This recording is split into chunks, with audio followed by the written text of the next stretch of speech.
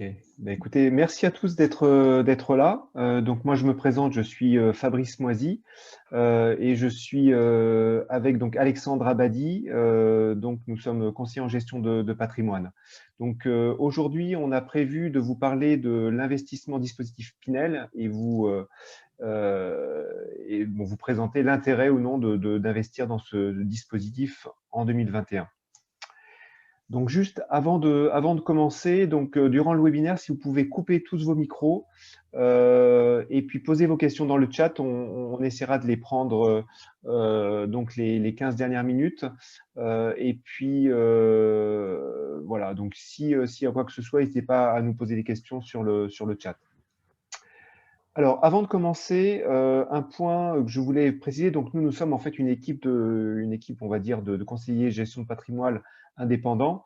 On a tous, je dirais tous, une spécialité qui nous est propre et on travaille beaucoup en collaboration. On a, on va dire, un objectif commun qui est vraiment de démocratiser en fait l'éducation financière et c'est pour ça que dans les conseils qu'on dispense, on passe beaucoup de temps justement à éduquer nos clients parce qu'on pense que c'est vraiment un point important déjà pour eux également de comprendre, on va dire, les clés en termes d'éducation financière qui sont vraiment fondamentales pour comprendre les placements et surtout comment investir.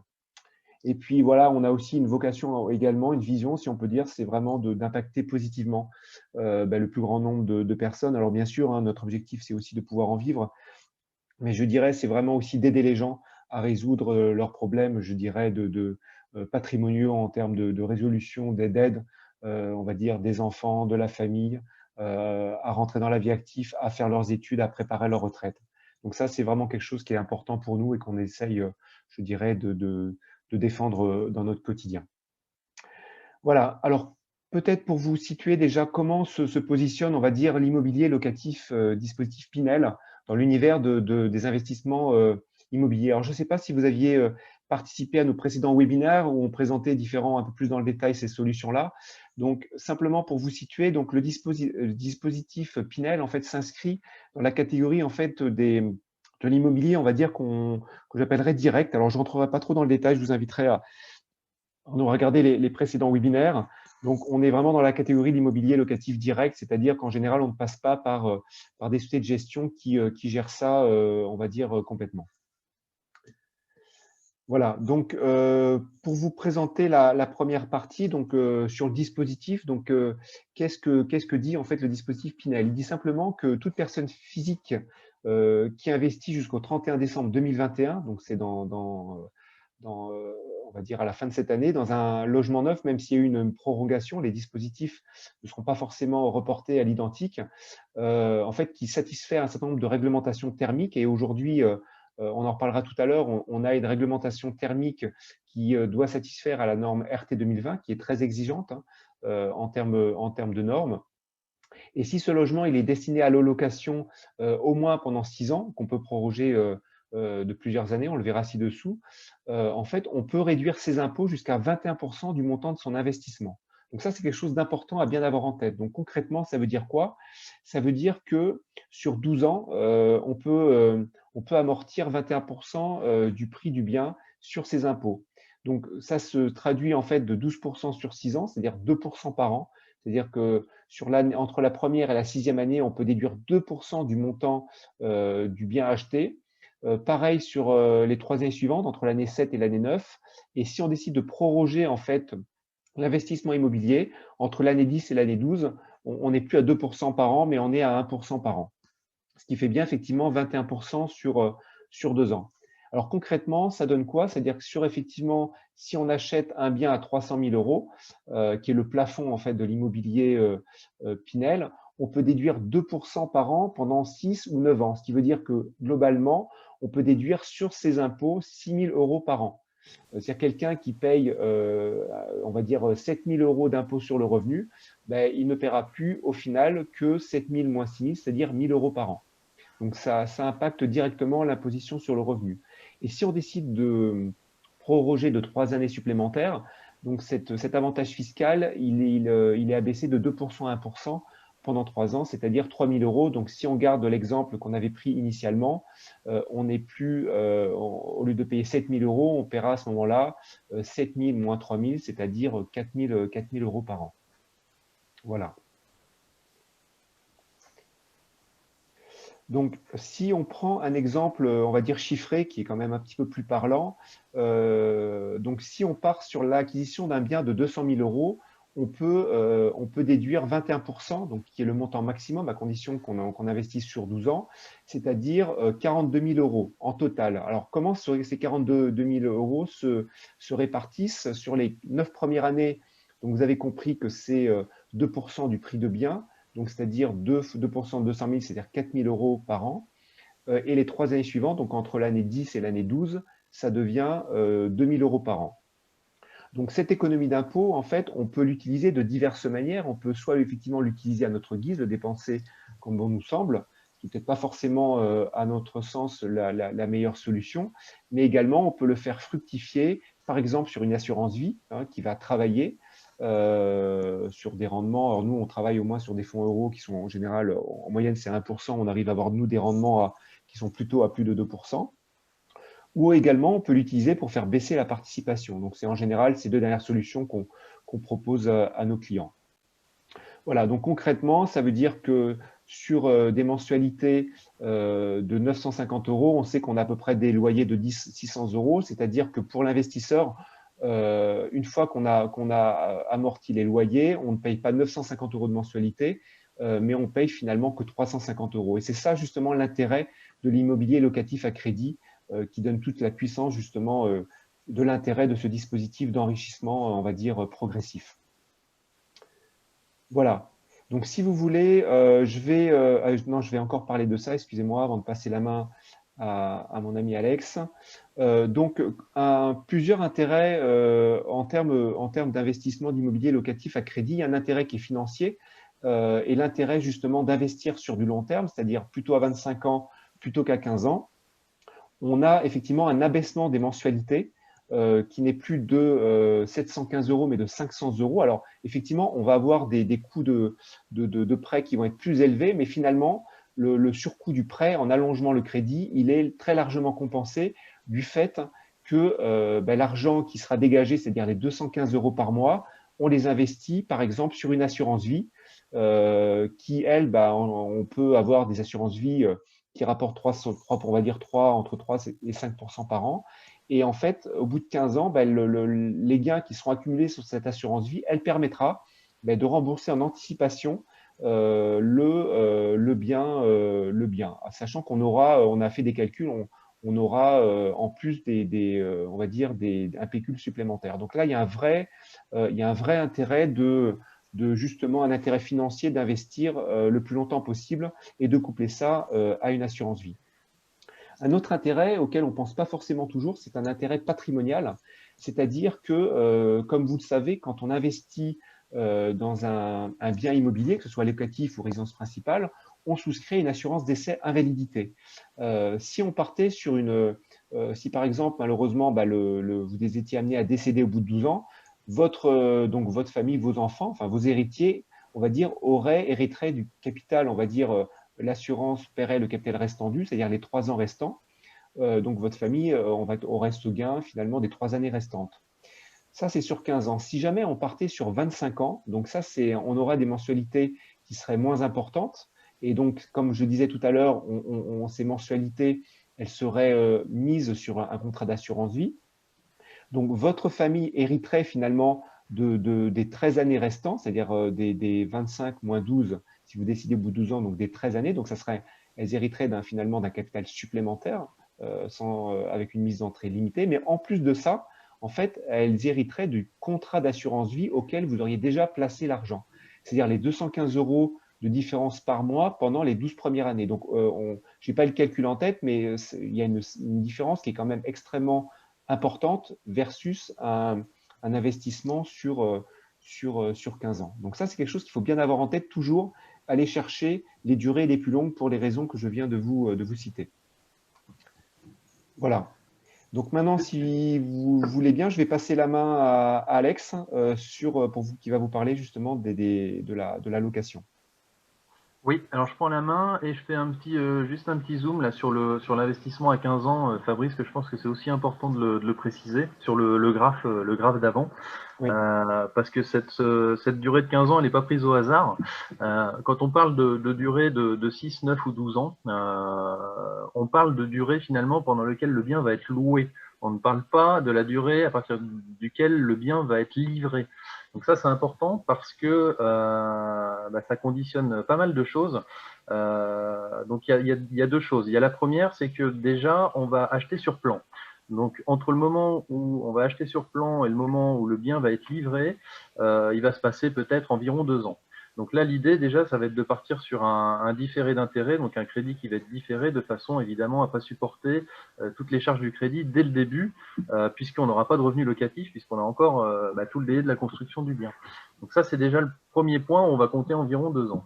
Et puis après, la deuxième chose, c'est qu'on parle encore une fois de durée de location, 6, 9, 12 ans, ce qui veut dire qu'il va falloir quand même prendre en compte la vacance locative. Donc ça, deux choses. La première, on va en parler après, ça va être de bien sélectionner le bien, notamment par rapport à la localisation, ce qui va être la priorité, et donc le potentiel locatif. Et puis derrière, ça va vraiment être de travailler justement sur des bons gestionnaires et des bons accompagnants pour justement avoir le moins de vacances locatives possible. Donc ça va jouer sur le profil du locataire, sur plein de facteurs.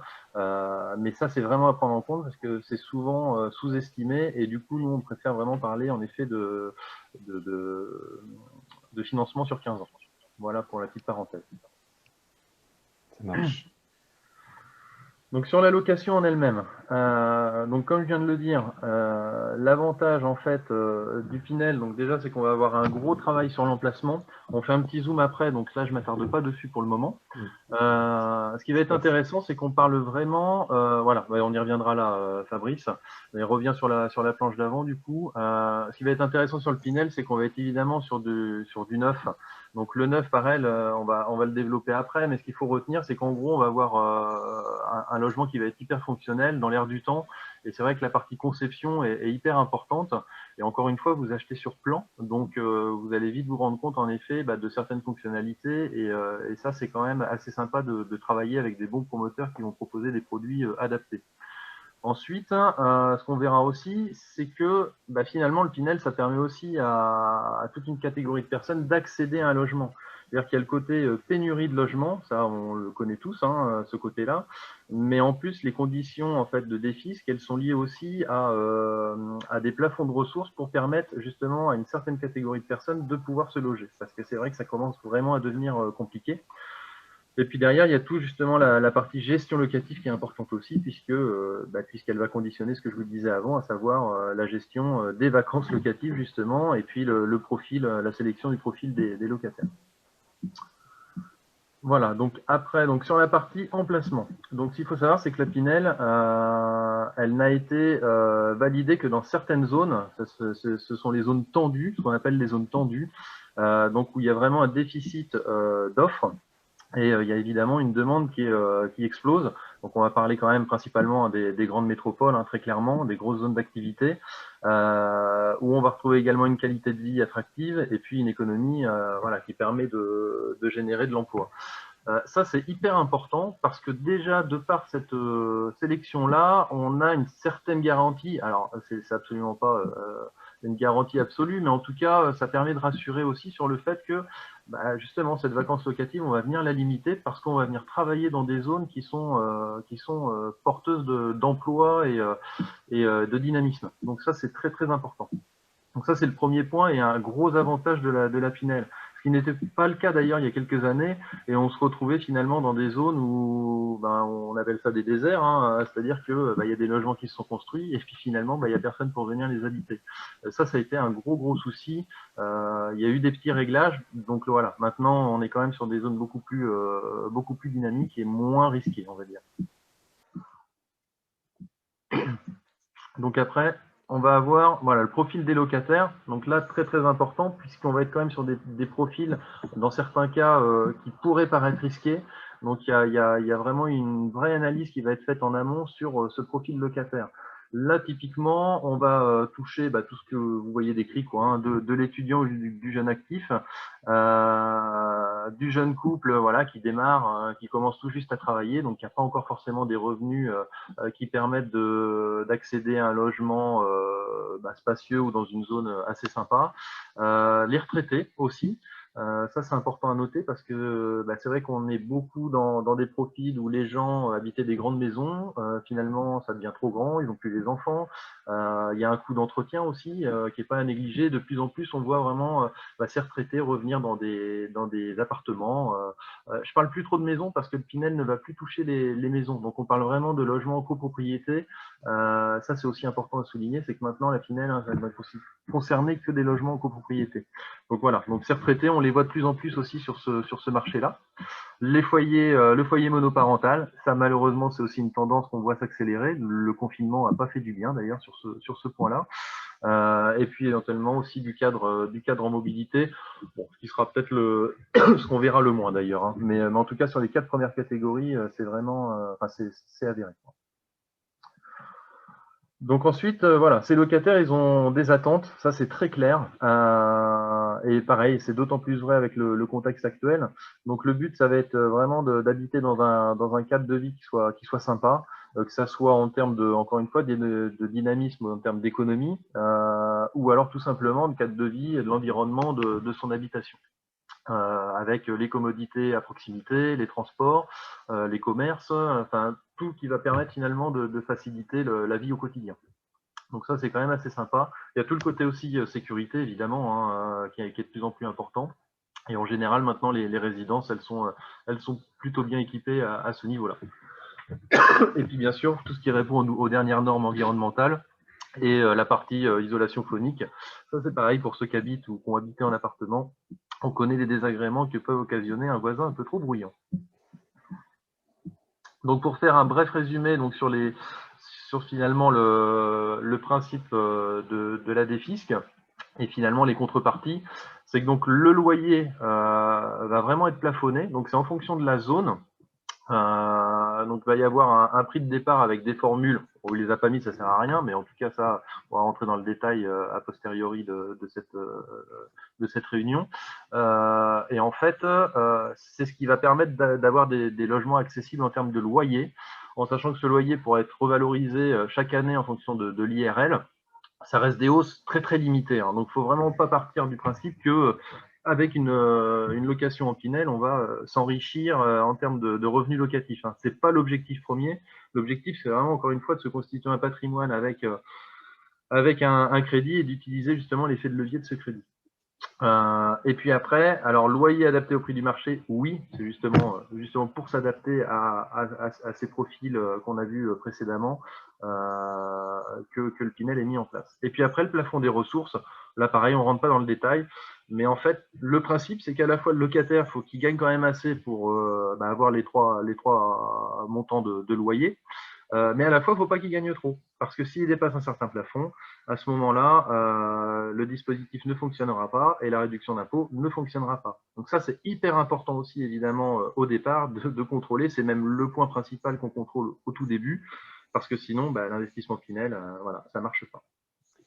Ça, si je peux me permettre, Alex, ça c'est vraiment un point important, c'est que c'est un dispositif effectivement qui a un impact sur les revenus, sur les impôts, mais qui a aussi je dirais, un impact sociétal, c'est-à-dire que ça permet aussi finalement d'aider les gens qui ont des revenus faibles à se loger. Donc ça, je trouve d'un point de vue sociétal, enfin voilà, économique, c'est quand même aussi intéressant. Un bon point, oui, tout à fait. Donc ensuite, je ne vais pas y revenir, on en a déjà assez parlé, mais voilà, l'importance du gestionnaire, notamment sur la partie assurance en cas d'impayé, etc., etc. Je ne développerai pas plus sur ce point. Donc l'immobilier neuf, donc pour y revenir et pour résumer ce qu'on a dit précédemment, donc on est vraiment un logement donc aux dernières normes, donc ça c'est plutôt sympa parce que ça garantit aussi au locataire qui va pas avoir des factures d'énergie hyper élevées. Donc ça, c'est quand même un très bon point, notamment, encore une fois, pour rendre attractif le logement. La garantie décennale, donc Encore une fois, on parle de neuf, donc comme vous le savez ou pas, il y a une garantie décennale, donc valable 10 ans du coup, qui permet vraiment d'être protégé contre les malfaçons.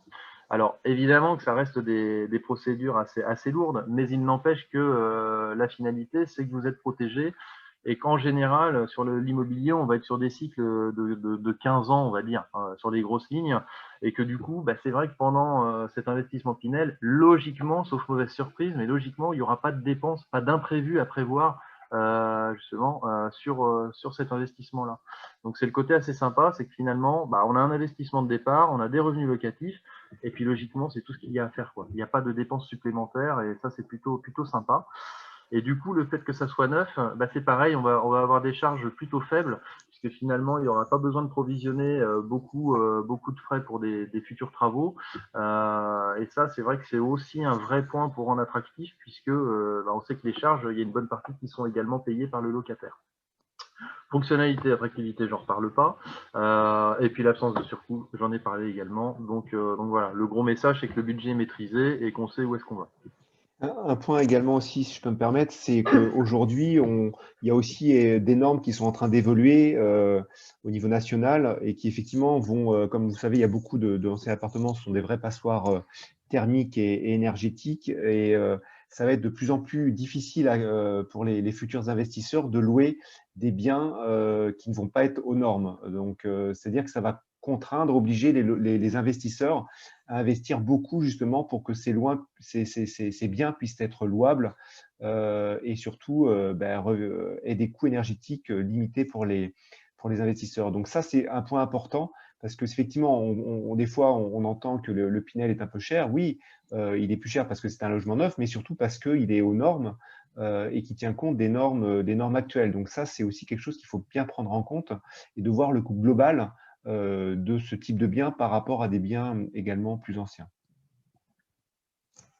Voilà. Et bien, tu prends la suite, Ouais, Fabrice. voilà. Donc, l'intérêt effectivement de l'immobilier locatif en général, hein, on va au-delà du parti Pinel, c'est que c'est effectivement un capital qui est transmissible. Donc ça, c'est quelque chose d'important aujourd'hui dans le cadre effectivement de la transmission et de la donation.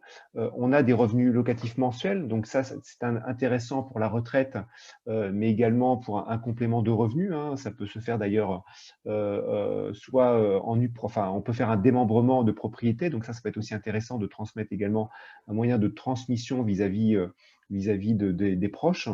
On n'en reparlera pas ici.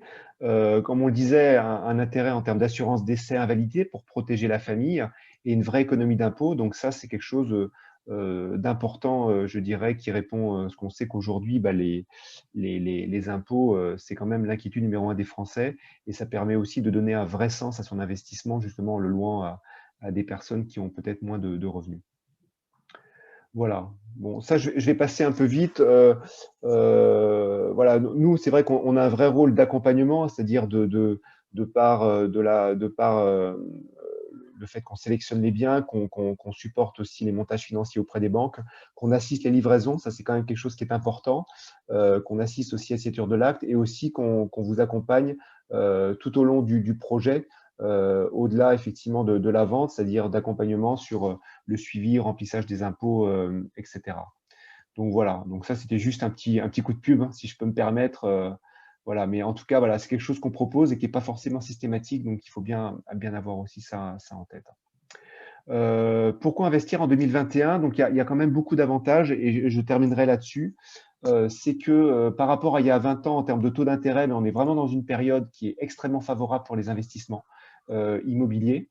On est sur des taux autour de 1%, on a même des taux même un peu moins de 1%. On ne peut pas présager l'avenir, mais aujourd'hui, tous les indicateurs macroéconomiques nationaux, internationaux, européens montrent que ces taux bas devraient quand même durer pendant encore 1 an, 2, voire 3 ans. Donc ça, c'est un vrai avantage. Les avantages fiscaux, aujourd'hui, on voit que les avantages, au fur et à mesure que les années passent, que les avantages économiques sont quand même moins intéressants, fiscaux sont seront moins intéressants demain qu'ils le sont aujourd'hui. Donc ça, c'est quelque chose aussi qu'il faut bien prendre en compte. Les coûts seront plus élevés de par l'évolution de la part des fonciers et des normes énergétiques. Donc aujourd'hui, c'est vrai qu'il y a des avantages et c'est aussi le bon moment pour investir sur ce type de bien.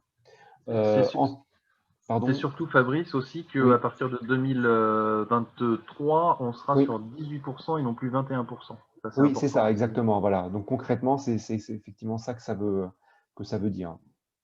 En termes de montage financier, aujourd'hui, on a aussi un intérêt, c'est qu'il y a eu quand même pas mal d'évolutions aussi.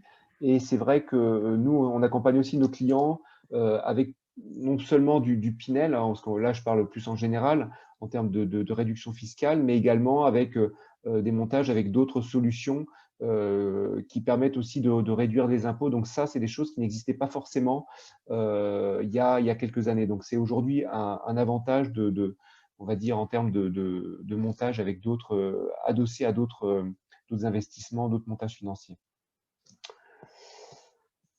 Voilà, j'en ai terminé. Donc, bah, écoutez, il nous reste à peu près 10 minutes. On va essayer de respecter nos timings. Si vous avez des questions, je vais vous envoyer dans le chat aussi un questionnaire si vous avez des questions complémentaires. Je vais vous donner ça, donc vous pourrez envoyer vos questions et vos remarques. Donc, en tous les cas, voilà.